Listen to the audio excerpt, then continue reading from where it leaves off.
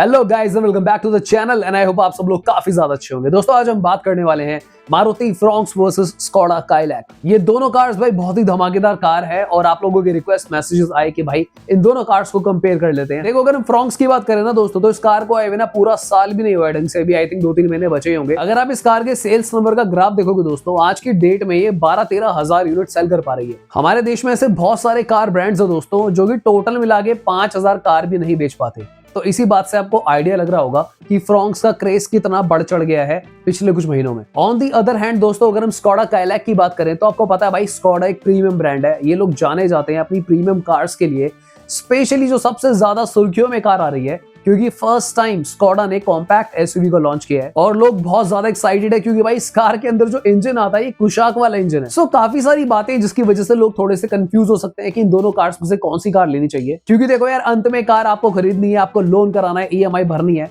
तो ईएमआई भरते हुए ना चेहरे पे मुस्कान होनी चाहिए, ना कि गम। तो आज की वीडियो में हम बात करने वाले हैं कि आपके लिए कौन सी बेटर कार है। हालांकि यार मेरी नजरों में दोनों कार्स बहुत ज्यादा अच्छी है, बट स्टिल हम फिगर आउट करेंगे कि आपके लिए कौन सी बेटर रहेगी। चैनल पे अगर आप नए हो तो प्लीज कंसीडर सब्सक्राइबिंग, पूरी वीडियो देखना। Let's go. नमस्कार, जय हिंद दोस्तों। आई होप सारे शेयर बढ़िया होंगे।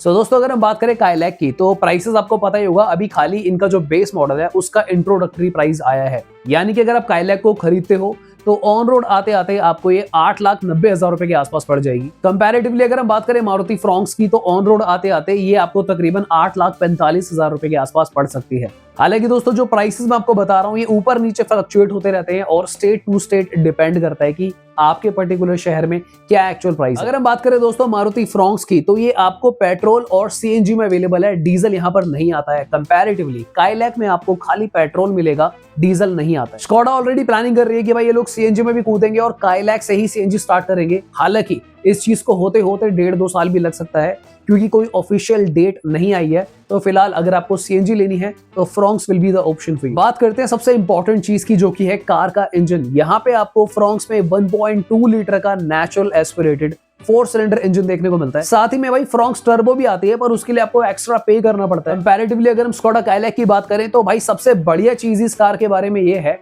कि बेस मॉडल से ही आपको टर्बो इंजन मिलता है, इसमें कोई और इंजन आता ही नहीं है। तो यानी कि अगर आप टर्बो इंजन लवर हो तो आपको भाई एक्स्ट्रा पैसा पे ही नहीं करना। यानी कि भाई आप इस प्राइस में, इतने कम प्राइस रेंज में कुशाक वाला इंजन, टाइगन वाला इंजन चलाओ और मजे लो। अब दोस्तों अगर हम इंजन की बात कर ही रहे हैं ना तो ये कंपैरिजन उतना इजी नहीं है जितना दिखता है। क्योंकि अगर हम सुजुकी के इंजन्स की बात करते हैं तो आपको पता ही है यार कि ये इंजन्स जाने जाते हैं काफी लॉन्ग लाइफ के लिए। भाई 2.5 लाख किलोमीटर चल रहा है, 3 लाख चल रहा है। कंपैरेटिवली अगर हम बात करें स्कोडा के इंजन की तो भाई इनकी लाइफ भी बहुत ही ज्यादा है और ये जाने जाते हैं भाई अपने शांत स्वभाव के लिए। बहुत ही ज्यादा एक्सट्रीम लेवल पे रिफाइंड, बहुत ही स्मूथ चलाने में आपको जो एक फीलिंग आती है, मजा आता है, वो एक बिल्कुल अलग नेक्स्ट लेवल वाली बात हो जाती है। पर दोस्तों क्योंकि हम कंपैरिजन कर रहे हैं तो मैं आपको बिगेस्ट डिफरेंसेस बता देता हूं। पावर के मामले में डेफिनेटली अगर मैं इसको एन इंजन से कंपेयर करूं या फिर फ्रॉन्क्स के टर्बो इंजन से तो आपको स्कोडा के इंजन में ज्यादा पावर मिलेगी जो काइलैक में मिलता है। कंपैरेटिवली एन इंजन की पावर काफी कम है, थोड़ी सी बढ़ जाती है अगर आप टर्बो में जाओगे फ्रॉन्क्स के, तो भी वो भाई स्कोडा काइलैक के टक्कर पे नहीं आ पाएगा। सो मेरी नजरों में अगर आप एक प्योर ड्राइव एंथुसियास्ट हो, आपको कार भगाने, चलाने, उड़ाने, दौड़ाने हर चीज का शौक है, तो उस केस में आपको स्कोडा काइलैक की तरफ जाना चाहिए, ना कि फ्रॉन्क्स की तरफ। कंपैरेटिवली दोस्तों अगर हम फ्रॉन्क्स के इंजन की बात करते हैं तो मुझे ऐसा लगता है कि ये कार एक वीएफएम प्रोडक्ट है। इसका मतलब ये बिल्कुल मत समझना कि फ्रॉन्क्स कोई अंडर पावर कार है या भागते ही नहीं है। इट इज जस्ट दैट कि अगर फ्रॉन्क्स भगाने में 18 है तो भाई काइलैक 20 है। इन शॉर्ट अगर आप दोनों कार को साथ में भगा रहे हो, रेस करोगे, ड्रैग रेस करोगे तो फ्रॉन्क्स का हारना तय है। और दोस्तों अगर हम फ्रॉन्क्स के इंजन की बात करें ना तो इसका यूज केस अलग है। ये एक वीएफएम इंजन है, इसकी जो मेंटेनेंस है, अगर मैं स्पेशली जो 1.2 लीटर इंजन है इसका, एनए इंजन बहुत लो मेंटेनेंस इंजन है, आपका खर्चा नहीं करवाएगा, इतनी जल्दी खराबी नहीं आती है मारुति के इंजनों में। अगर आपको कार चलानी है 8 साल, 10 साल, 12 साल और आपको बहुत कम पैसा अपनी कार पे लगाना है तो उस केस में आपको फ्रॉन्क्स की तरफ जाना चाहिए। इवन दो अगर आप एक ऐसे पर्सन हो जो यार ज्यादा भगाते नहीं हो कार को, आप हाईवेज पे भी 120-130 या उससे नीचे ही रहते हो, तो उस केस में भी मुझे लगता है कि आपको एक्स्ट्रा पावर की नीड नहीं है या फिर इनफैक्ट फ्रॉन्क्स टर्बो की भी नीड नहीं है। सो इन शॉर्ट देखो, अगर आप फ्रॉन्क्स टर्बो खरीद रहे हो ना तो वो कैंसिल मारो और काइलैक ही ले लो। पर अगर आप बहुत ज्यादा भगाते नहीं हो, आपको पंजा दबाकर उड़ना नहीं है शहरों में, तो Fronx is a right choice for you. दोस्तों अगर आप इंजन की बात हो ही रही है तो साथ में माइलेज की बात भी कर लेते हैं। देखो, अगर आपको एक्सट्रीम माइलेज चाहिए, बिल्कुल मतलब हद से ज्यादा ही माइलेज चाहिए, तो भाई फिर तो सीएनजी लो जो आपको फ्रोंक्स में मिलती है, काइलैक में नहीं आती है। पर फिर भी अगर आपको पेट्रोल में जाना है ज्यादा माइलेज के साथ, तो फ्रोंक्स में आपको ज्यादा माइलेज मिलेगी, क्योंकि भाई सिटी में भी अच्छा परफॉर्म करती है लोअर आरपीएम्स पे, और हाईवे के हिसाब से भी ये कार ठीक है। कंपैरेटिवली अगर हम काइलैक की बात करें तो डेफिनेटली इसकी कुशाक से अच्छी माइलेज होगी, और मुझे लगता है कि फ्रोंक्स जितनी माइलेज डिलीवर नहीं कर पाएगी। सो अगर आपका जो माइंड है, ओवरऑल जो आपका प्रोस्पेक्टिव है, थोड़ा ऐसा वाला है कि भाई मेरे को जो है ना कार पे खरीदने के बाद, क्योंकि ऑलरेडी मेरी ईएमआई चल रही होगी, मुझे कम पैसा लगाना है इंजन मेंटेनेंस पे भी, सर्विस लेबर कॉस्ट पे भी, चाहे माइलेज पे भी, तो उस केस में आपको फ्रोंक्स की तरफ जाना चाहिए। पर अगर आप अपना थोड़ा सा बजट ऊपर लेके चलते हो, आपको लगता है कि स्लाइटली खर्चा मैनेज कर सकते हो, तो जो एक प्योर मजा आपको आएगा कार भगाने वाला, काइलैक में आएगा। दोस्तों नेक्स्ट बात कर लेते हैं सेफ्टी प्रोस्पेक्टिव को लेके। आपको पता है भाई रिसेंटली डिजायर लाई थी 5 स्टार, तो उसके बाद लोगों की काफी उम्मीदें हो चुकी हैं कि फ्रोंक्स या ब्रेजा भी हो सकता है 5 स्टार ले आए। अब देखो वो जो लाएगी तब लाएगी, वो एक बात की बात है, पर अगर हम स्कोडा की हिस्ट्री देखते हैं तो ये लोग भाई बहुत टाइम से ही ना सेफेस्ट कार ही बना रहे थे। इवन फॉक्सवैगन हो या फिर स्कोडा हो, ये दोनों ना काफी अच्छी बिल्ड वाली कार्स बनाते हैं।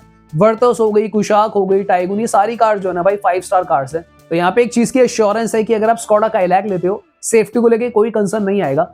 I am pretty much sure कि अगर ये लोग कार को टेस्ट में भेजते हैं तो भाई 5 स्टार तो कंफर्म है। हालांकि मैं कोई कमिटमेंट नहीं दूंगा, पर इतना मुझे इस ब्रांड पे भरोसा है कि भाई 4 से नीचे तो आएगा ही नहीं। अब ये 4 भी मैंने इस बार इसलिए बोल दिया क्योंकि Skoda first time compact SUV में आ रहे हैं, थोड़ा सा बजट इन्होंने लो करा है क्योंकि अपर सेगमेंट कार्स बनाते हैं, इसीलिए मैंने 4 की रेंज रखी है। अदरवाइज भाई 5 ही लाते हैं लोग। कंपैरेटिवली भाई फ्रोंक्स का अभी तक कोई भी क्रैश टेस्ट नहीं हुआ है। हालांकि मारुति खुद ही अपने इन हाउस कुछ टेस्ट वगैरह करती रहती है, तो उस रेटिंग को ज्यादा लोग जो है मानते नहीं है। और जो ओवरऑल फीडबैक हमारे चैनल पे आया है इस कार की बिल्ड क्वालिटी को लेके, मेटल शीट की थिकनेस को लेके, तो लोग सॉर्ट ऑफ इंप्रेस्ड है। उन्हें लगता है कि बलिनो से तो बेटर बनाई है इस बार। तो सेफ्टी की अगर मैं बात करूं ब्रांड हिस्ट्री के अकॉर्डिंगली, तो स्कोडा को 20 देंगे और फ्रोंक्स को 18। दोस्तों नेक्स्ट बात कर लेते हैं कार के डायमेंशंस के बारे में, जिसमें कंपेयर करेंगे boot space, ground clearance, car की overall width, length etcetera. Let's go.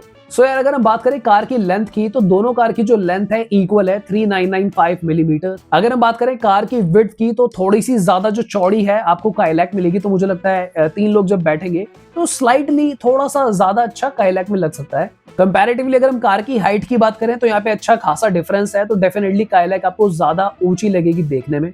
So in short अगर कार रोड पे खड़ी होती है तो थोड़ी सी बड़ी आपको मे बी काइलैक देखने में लगेगी वर्सेस फ्रोंक्स। नेक्स्ट बात करते हैं कार के व्हील बेस की, यानी कि अंदर बैठने के बाद जो आपका लेग रूम होता है, तो वहां पर भी स्लाइटली ज्यादा आपको स्कोडा काइलैक में देखने को मिलेगा, विच इज 2566।